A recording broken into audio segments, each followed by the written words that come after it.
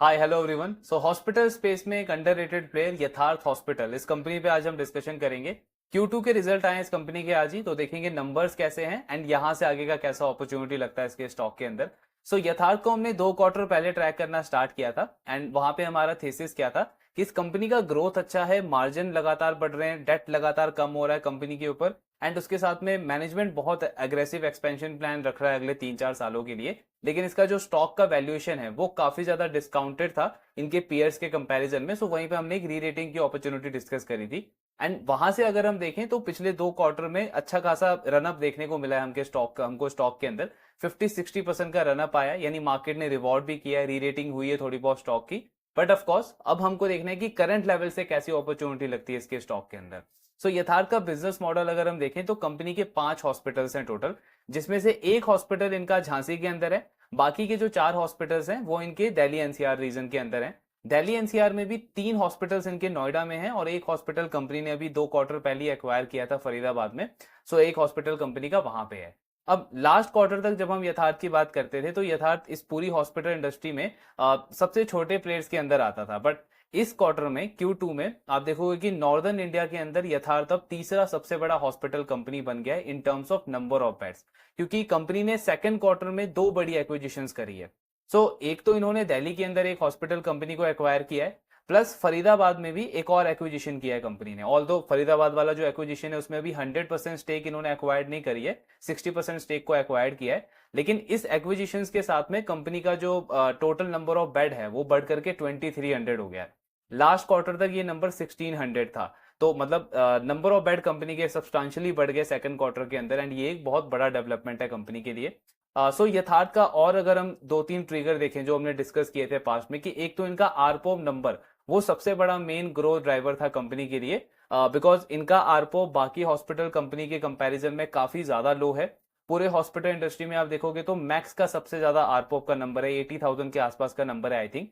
लेकिन यथार्थ के लिए ये नंबर पहले 20,000 के रेंज में था, अब धीरे धीरे बढ़ करके ये 30,000 के रेंज में आया है।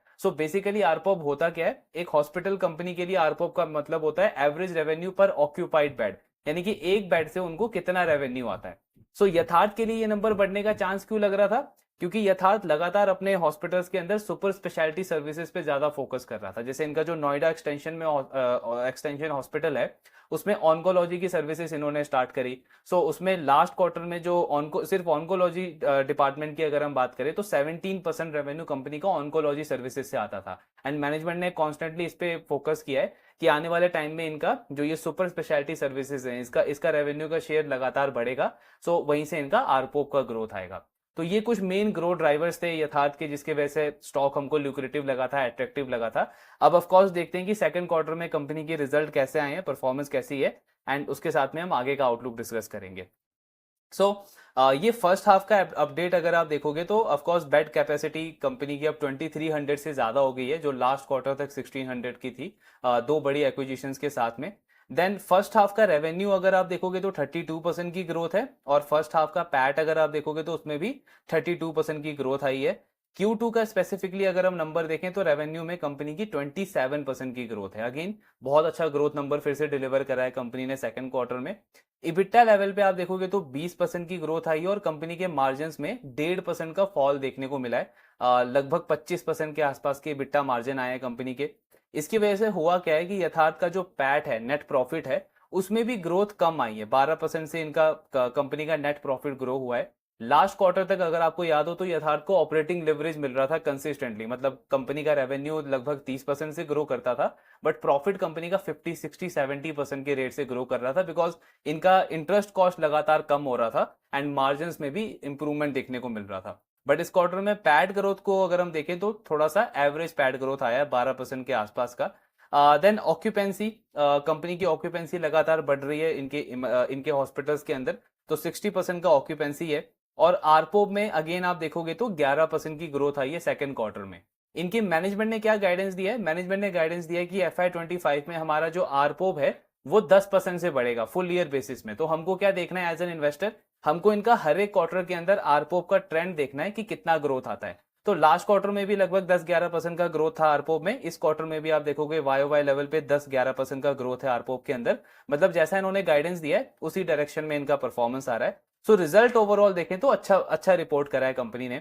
देन मार्जिन्स के नंबर अगर आप इंप्रूव ऑब्जर्व करोगे तो थर्ड क्वार्टर के बाद से कंपनी के मार्जिन्स लगातार गिर रहे हैं। थर्ड क्वार्टर में ऑलमोस्ट 28% का मार्जिन था यथार्थ का, फिर ये कम होकर के 26 पे आया, लास्ट क्वार्टर में 25.3 पे आया, और इस क्वार्टर में आप देखोगे तो ऑलमोस्ट 25% के मार्जिन आए हैं। सो इसमें हुआ क्या है, हमने 2 कॉन कॉल्स भी इस कंपनी के डिस्कस किए हैं, तो उसमें मैनेजमेंट ने क्लियरली इस पूरे सिनेरियो को एक्सप्लेन किया है। तो फोर्थ क्वार्टर में आप देखोगे तो कंपनी ने फरीदाबाद के अंदर जो हॉस्पिटल है उसको एक्वायर किया था, तो क्योंकि एक्विजिशन कॉस्ट आपकी अपफ्रंट लगी, जिसकी वजह से इनके मार्जिन्स पे इंपैक्ट पड़ा फोर्थ क्वार्टर के अंदर। देन लास्ट क्वार्टर में क्या हुआ था, इनका फरीदाबाद वाला हॉस्पिटल जो है वो ऑपरेशनलाइज हुआ था, उसमें बिजनेस स्टार्ट हुआ था, लेकिन क्योंकि सिर्फ 1-1.25 महीने का ही बिजनेस उस हॉस्पिटल के अंदर हो पाया, तो ऑफकोर्स आप जो खर्चा करते हो, जो एम्प्लॉय का कॉस्ट होता है, जो सर्विसेज आप ऑफर करते हो, वो सारी कॉस्ट अपफ्रंट लगती है, बट आपका प्रॉफिटेबिलिटी आने में थोड़ा सा टाइम लगता है, तो उसकी वजह से कंपनी का मार्जिन थोड़ा सा नीचे गया। इस पर्टिकुलर क्वार्टर में भी वही चीज प्ले आउट हुई है, बिकॉज अभी वो फरीदाबाद वाला हॉस्पिटल हार्डली 1 क्वार्टर हुआ है उसको ऑपरेशनलाइज हुए, तो उसमें प्रॉफिटेबिलिटी आने में थोड़ा सा टाइम लगेगा।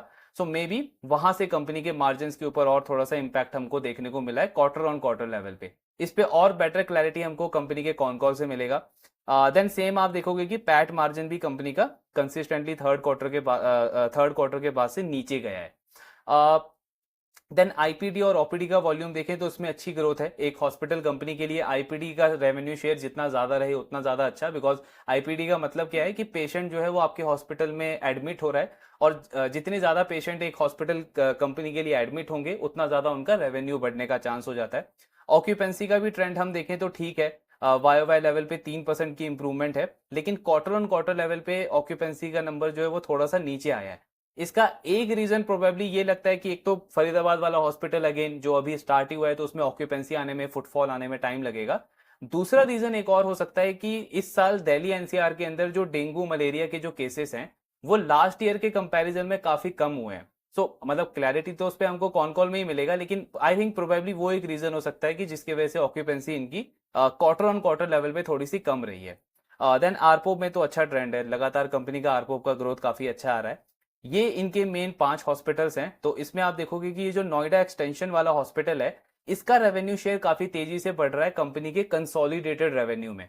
पिछले साल तक इस हॉस्पिटल से 31% रेवेन्यू आता था, इस क्वार्टर में 37% का रेवेन्यू आया है। क्यों? अगेन वही पॉइंट जो हमने स्टार्टिंग में डिस्कस किया कि इनका जो आरपोप जो है, मतलब जो सुपर स्पेशलिटी सर्विसेज जो यथार्थ ऑफर करता है, वो नोएडा एक्सटेंशन में ही सबसे ज्यादा करता है। नोएडा एक्सटेंशन में सिर्फ ऑन्कोलॉजी वाला जो डिपार्टमेंट है वो 17% कंट्रीब्यूट करता है कंपनी के नोएडा एक्सटेंशन के रेवेन्यू के अंदर।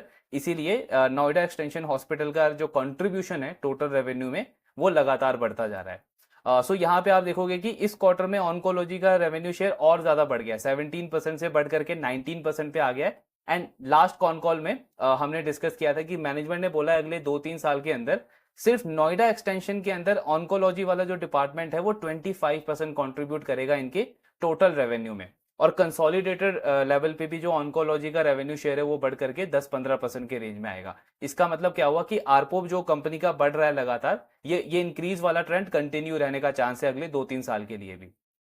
देन ये इसमें जो बड़ा अपडेट हमने ऑलरेडी डिस्कस किया है कि दिल्ली के अंदर इन्होंने एक हॉस्पिटल एक्वायर किया है, 300 से ज्यादा बेड्स की कैपेसिटी है उसके अंदर, और दूसरा इन्होंने फरीदाबाद के अंदर एक्वायर किया है जिसमें 60% स्टेक इन्होंने अभी एक्वायर किए हैं, और 400 बेड का हॉस्पिटल है वो। तो टोटल कंबाइन अगर आप करोगे तो 700 बेड का हॉस्पिटल कंपनी के पास ऐड हो गए सेकंड क्वार्टर के बाद।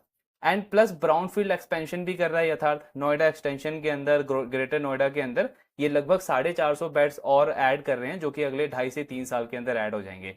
तो हमने 1-2 क्वार्टर पहले डिस्कस किया था कि यथार्थ का जैसा एक्सपेंशन प्लान है FY27 FY28 तक ये अपने नंबर ऑफ बेड को डबल कर सकता है, लेकिन जितना एग्रेसिवली ये कंपनी एक्सपैंड कर रही है उसके अकॉर्डिंग हमको देख के लगता है कि कंपनी अपने गाइडेड नंबर से पहले ईयर से पहले ही उस नंबर को अचीव कर लेगी। मतलब इनका ये 27-2800 जो नंबर ऑफ बेड्स हैं वो पॉसिबल है कि FY26-27 तक की कंपनी अचीव कर ले उसको। सो ये सारा इनका डेवलपमेंट रहा है इस क्वार्टर के अंदर। देन दिल्ली में इन्होंने मॉडल टाउन के अंदर ये हॉस्पिटल को एक्वायर किया है, 160 करोड़ की इसकी टोटल कॉस्ट है, 300 से ज्यादा बेड्स हैं इस हॉस्पिटल में।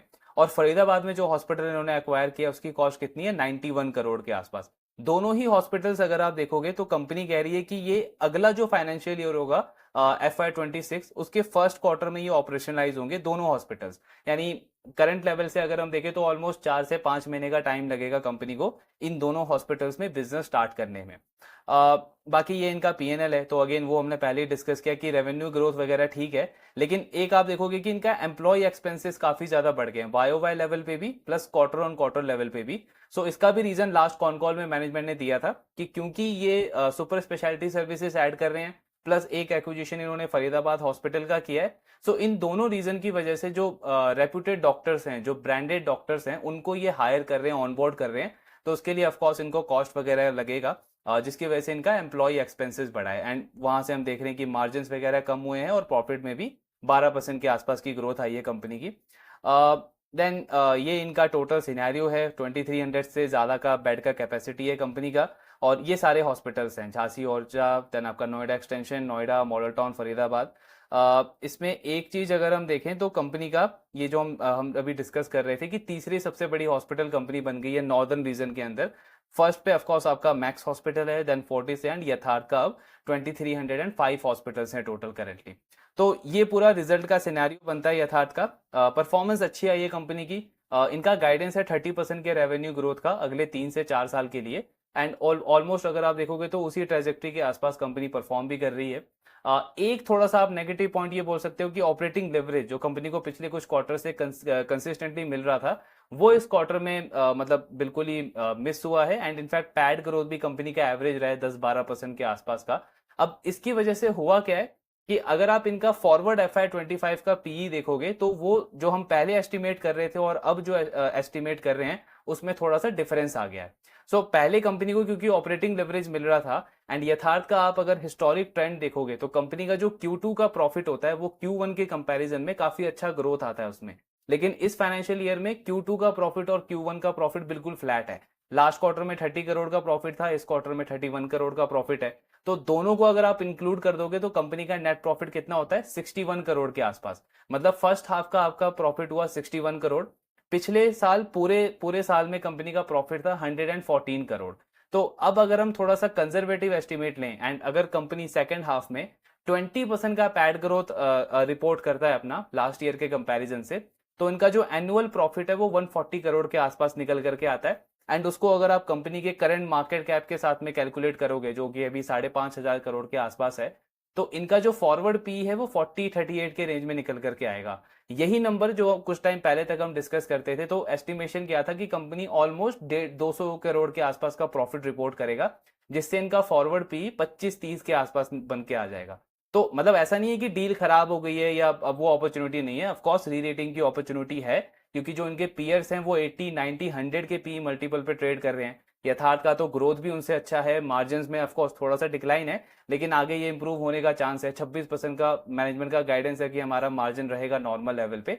तो री रेटिंग की अपॉर्चुनिटी अभी भी है, लेकिन जितना ल्यूक्रेटिव ये डील लास्ट क्वार्टर तक लगता था उतना ल्यूक्रेटिव नहीं है। बट ऑफकोर्स यहां से भी सॉलिड री रेटिंग का चांस बनता है इसके स्टॉक के अंदर। बाकी कौन कौन इंपॉर्टेंट रहेगा देखेंगे उसमें मैनेजमेंट और क्या कमेंट्री देता है। एंड एक और इंपॉर्टेंट चीज क्या होगा कि ये एक्सपेंशन कर रहे हैं जो कि अच्छी बात है, एग्रेसिव एक्सपेंशन कर रहे हैं जैसा इनका गाइडेंस था उससे और एग्रेसिव एक्सपेंशन कर रहे हैं तो वो भी ठीक है। लेकिन इतना ज्यादा एग्रेसिव एक्सपेंशन नहीं करना चाहिए मैनेजमेंट को कि इनकी जो प्रॉफिटेबिलिटी है वो बिल्कुल डीरेल हो जाए। मतलब हमने पास्ट में ऐसे बहुत सारे बिजनेसेस देखे हैं जिन्होंने जल्दी ग्रोथ के चक्कर में जो उनके मार्जिन हैं, जो उनके प्रॉफिट हैं, उसको बहुत ज्यादा इंपैक्ट किया। एंड इनफैक्ट कई बिजनेसेस तो प्रॉफिट से लॉस में चले गए। अगर आप आदित्य बिरला फैशन रिटेल को देखोगे तो उनके साथ भी ऐसा ही केस हुआ और भी बहुत सारे एग्जांपल्स है पास्ट के।